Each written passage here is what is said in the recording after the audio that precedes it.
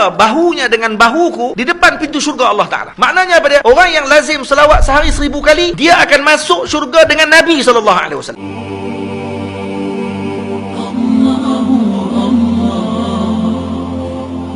Apa ubat yang ditinggalkan oleh Rasul untuk kita selamatkan diri kita dengan cabaran akhir zaman ni? Ubat dia apa dia? Ubat dia adalah dengan cara kita membanyakkan salawat kepada Nabi kita Muhammad sallallahu alaihi wasallam. Ada satu cerita Sayyidina Abdullah bin Mubarak radhiyallahu taala anhu, waktu ketika mana selesai beliau tawaf, beliau bersandar di tiang dalam Masjidil Haram menghadap ke arah Kaabah. Ketika dia tengok Kaabah, dia nampak seorang lelaki sedang bertawaf. Yang mana lelaki ni mengangkat kaki, letak lambat jalan dia. Sayyidina Abdullah bin Mubarak terus pergi kepada lelaki tersebut dan tanya kepada dia, apa yang sebabkan kamu jalan lambat ni? Kata dia, saya berselawat kepada Nabi dengan setiap langkahan kaki saya. Setiap langkah saya berselawat kepada Nabi. Dia kata, apa yang menyebabkan kamu buat macam tu? Maka lelaki ni pun cerita. Dia kata, wahai tuan, dulu saya dalam perjalanan bersama dengan ayah saya. Saya dalam perjalanan untuk menunaikan haji. Sampai di pertengahan jalan kami datang naik kapal. Sampai di pertengahan jalan kami berhenti berehat. Ayah saya jatuh sakit dan dia dicabut nyawanya oleh Allah Ta'ala pada malam tersebut. Yang lebih menyedihkan saya, ayah saya bertukar kulitnya menjadi gelap yang segelap-gelap, yang menunjukkan bahawa dia ini adalah orang yang mati dalam keadaan su'ul khatimah. Kata lelaki ni, ketika ayah saya malam tersebut bertukar wajahnya segelap-gelapnya, dan saya tahu kata ayah saya su'ul khatimah, buruk kematiannya. Saya menangis panjang malam tersebut di sisi ayah saya, karena saya bimbang bagaimana nak jawab esok dengan kawan-kawan yang lain yang bersama dengan kami dalam rombongan. Pada malam tersebut, waktu ketika saya sedang menangis, saya tidur, mimpi saya bertemu dengan seorang lelaki yang kulitnya putih kemerah-merahan, memakai pakaian yang segak putih, memakai serban, masuk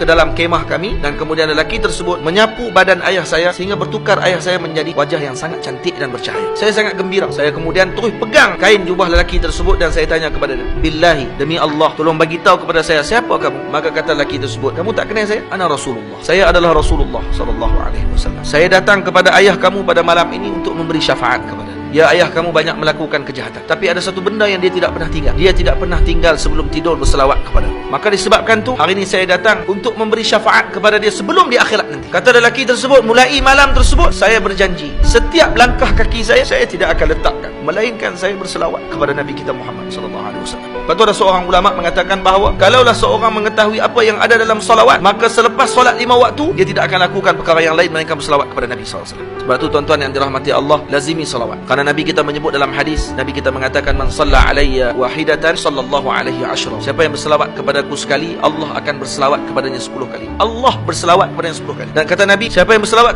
kepada aku 10 kali, sallallahu alaihi mi'ah, Allah Ta'ala akan berselawat kepadanya 100 kali. Dan kata Nabi lagi, man shalla alayya mi'atan sallallahu alaihi alfa. Siapa yang berselawat kepadaku sehari 100 kali, Allah berselawat kepadanya 1000 kali. Dan kata Nabi sallallahu alaihi wasallam dalam hadis, man shalla alayya alfan fi kulli yawmin alfa marrah. Siapa yang berselawat kepadaku 1000 kali sehari, akan berlaga bahunya dengan bahuku di depan pintu syurga Allah Ta'ala. Maknanya apa dia? Orang yang lazim selawat sehari 1000 kali, dia akan masuk syurga dengan Nabi SAW. Siapa yang berselawat kepadaku sehari 1000 kali, Allah mengharamkan jasad dia daripada api neraka Allah Ta'ala. Maksudnya orang yang selawat 1000 kali sehari, dia ni bukan ahli neraka dah tuan-tuan. Cuma saya nak minta tuan-tuan semua bakat ikut saya ramai-ramai. Jazallah anna Sayyidana Muhammadan sallallahu alaihi wasallam ma huwa ahluh. Jazallah anna Sayyidana Muhammadan sallallahu alaihi wasallam ma huwa ahluh. Jazallah anna Sayyidana Muhammadan sallallahu alaihi wasallam ma huwa ahluh.